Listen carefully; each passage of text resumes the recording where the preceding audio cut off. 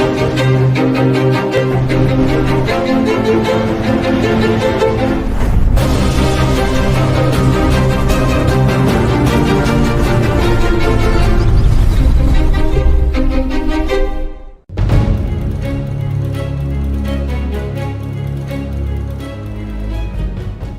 are focusing on a simple but critical issue today. Why are Indian cities increasingly shrinking in space for pedestrian or walkers?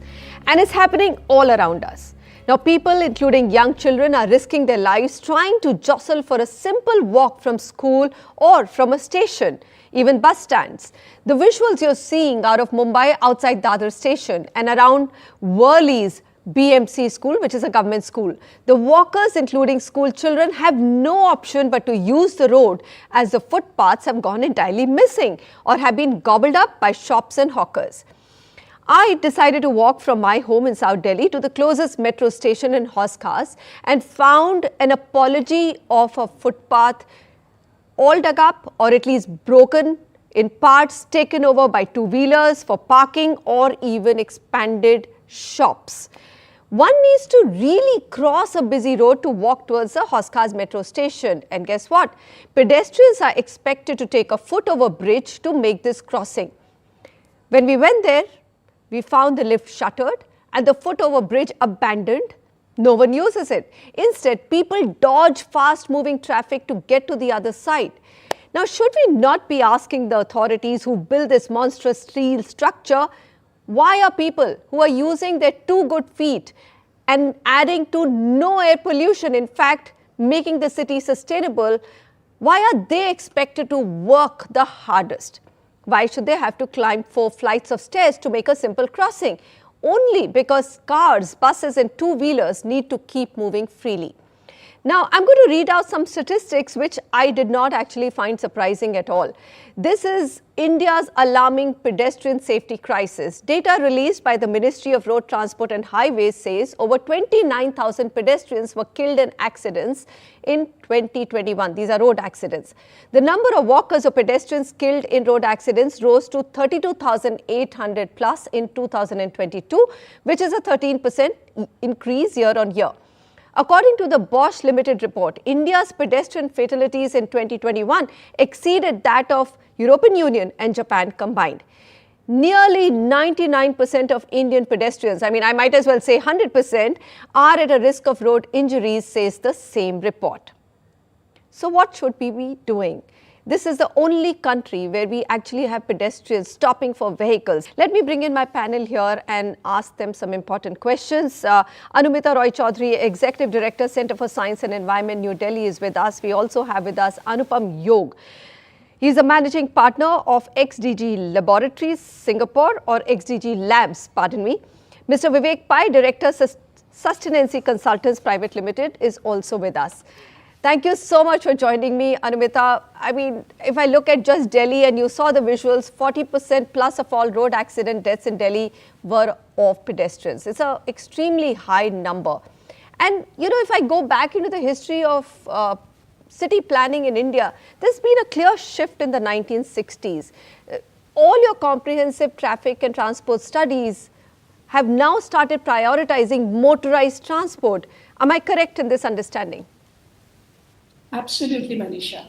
And just try to understand that if you really look at the census data of India, 42% of our daily travel trips are actually walk trips, and it's 34% in Delhi. And yet, we do not celebrate that number and protect that number because many of us, and especially the urban middle class, we do not walk by choice anymore. But those who are walking are the captive walkers because they cannot afford anything else but only that, to walk. In fact, one of our studies in 2018 showed that 1/3 of Delhi, 34% of Delhiites, they walk because they cannot afford even the minimum bus fare in Delhi. So just understand that what is that challenge all about. So therefore, this is the class that can be neglected and ignored. Keeping in mind and understand the vulnerable section of that walking community, 58% of our daily walk trips in Delhi are the education trips, which means our children, our youth, who are the most vulnerable to road fatalities today and the road safety. My God. And then the urban poor, 77% of them who walk. So clearly, and understand if today, because of air pollution, because of climate change, if we have to increase the share of public transport, but every public transport trip begins and ends as a walk trip. And if you make walking difficult, you will not do that. And it is compromising not only our environment, but our health. That's why WHO calls walking active mobility, which is important not only for clean air, but also for our personal health. We do not have to rush to a gym to be healthy, but we need a walkable city. Absolutely. And you've really made us think that, look, the people who are walking are at the bottom of the economic pyramid. And probably that's why they can be ignored. Anupam, I'm going to come to you. You've lived in Gurugram. It's a brand new city which has come up in the last 3 decades, right? That city is literally keeps pedestrians and walkers zero in mind. I mean, I think they've just completely been ignored. So you may announce a new Gurgaon metro expansion, but ultimately there's no option to walk in Gurgaon. Anything that you see in terms of new infrastructure coming is only to make motors or motor traffic smoother. Thank you, Manisha. First of all, thank you for having me here. I think it may be useful to reframe this a little bit in the sense that when we think of mobility, we have to also think it in the context of the nation and where it's going, which is development and prosperity. So we have to harmonize these two ideas.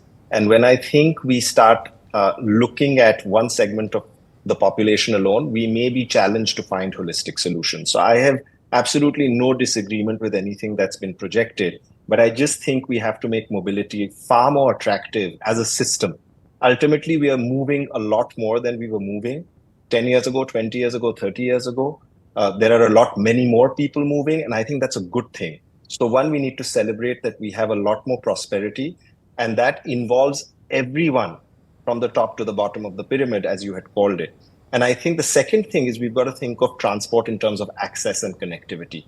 So that doesn't just include the pavements or the roads. It includes the connections which are being made on either end of those journeys. Ultimately, we have to think in terms of people, the journeys they are making. These journeys have to become far more nourishing and holistic. They shouldn't be thought of in terms of just efficiency and speed, and certainly not speed in the sense of just fast. So we have to think of in terms of fast and slow. We have to think of in terms of experience and efficiency, so that we can make mobility a pleasurable experience for everyone. Whether I have a choice or not, I do think that it is imperative for us to think of our cities as places for the many, not just the few. And that puts in creative demand on planners, on real estate developers, on policymakers, fundamentally everyone, to think coherently about mobility as a system that needs to be keeping up with the times and is in line with the vision of a prosperous nation. Fair enough. Everyone. What you're saying is that, look, it's a prosperous nation. It's good to know that there are more vehicles, there's more motorization, and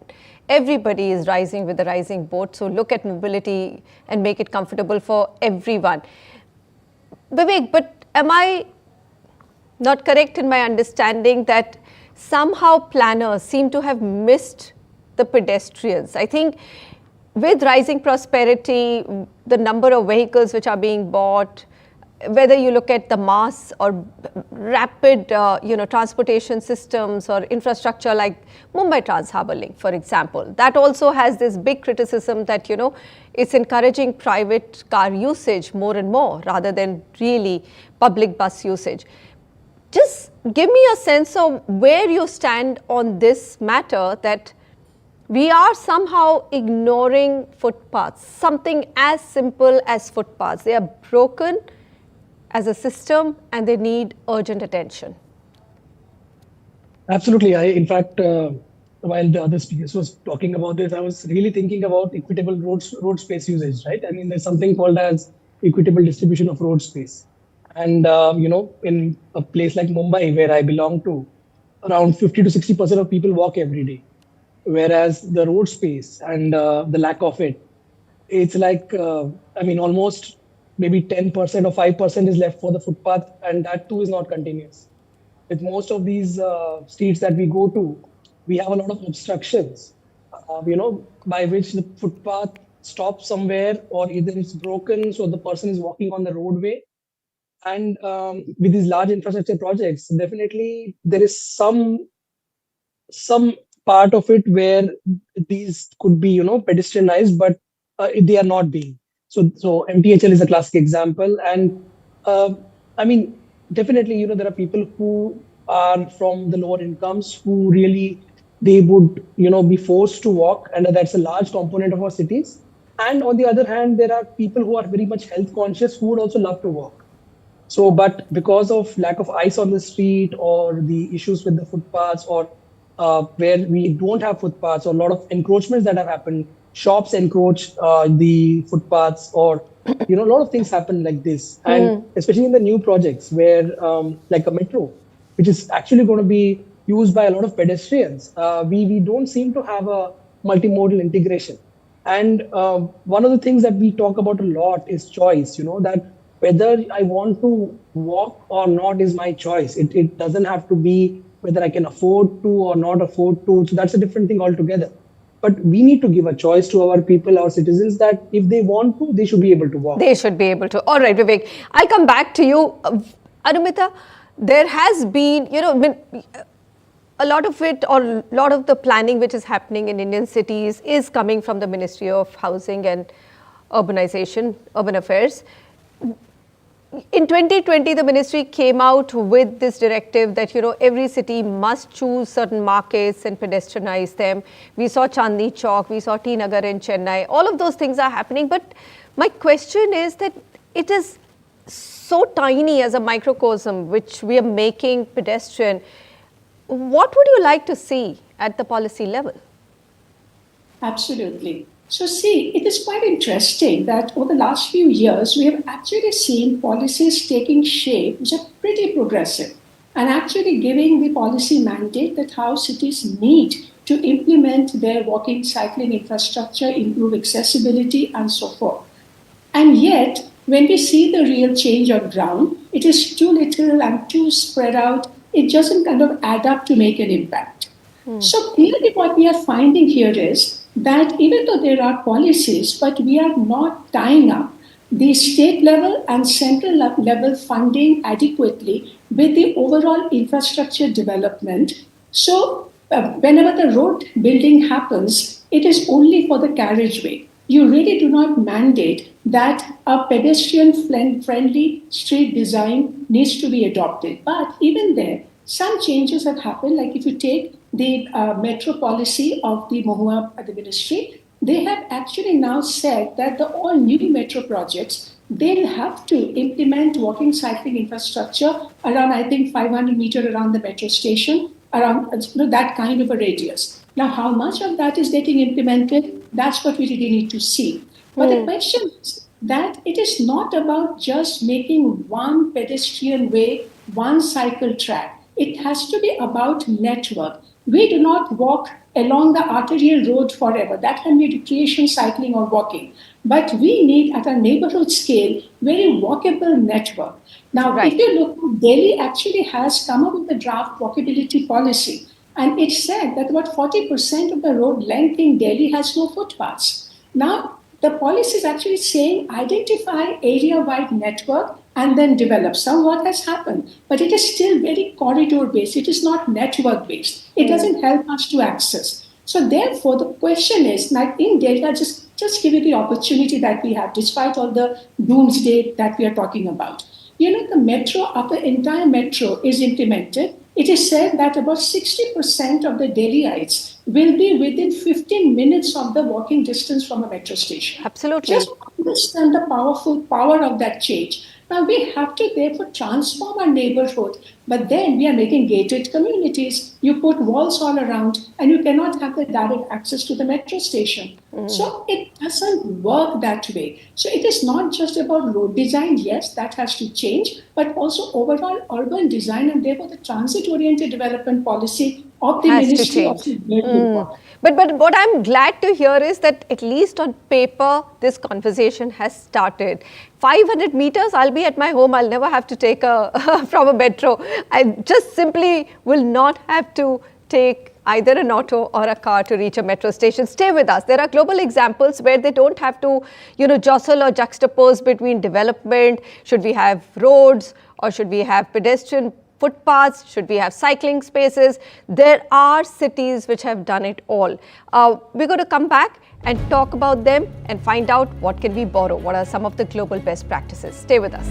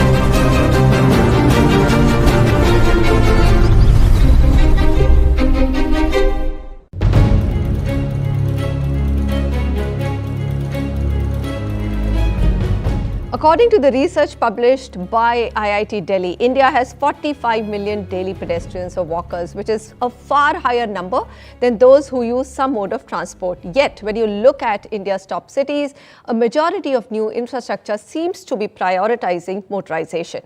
Anupam Yog, we've discussed a lot in the top segment. We've narrowed down the problem. Give me a global perspective that what are some of the global cities doing which and how are they getting it right? They have cars, they have growth, they have pedestrians, they have cyclists, and everyone has space. Thank you, Manisha, for that question. I think it's certainly valid to look at examples of places which have succeeded in implementing some policies that subordinate movement of vehicles over people. The best example is my adopted home, Singapore, which introduced the idea of congestion pricing a long time ago, which subsequently became popular in places like London. But there are also places like Medellin in Colombia, which uses an enormous diversity of modes to connect its informal settlements to the city center, right from cable cars to monorails to tram. And I think it goes beyond modes. It really is an understanding of habitats as places which need to connect people and which need to connect people to places, whether it's their place of work or home or the third places that make our cities more livable and lovable. So ultimately, I think we need to look at this through the lens of place. When we are creating infrastructure, are we creating access infrastructure, connectivity infrastructure, or merely infrastructure for infrastructure's sake? Are we connecting people with nature and people with other people so that the social health of a place is growing?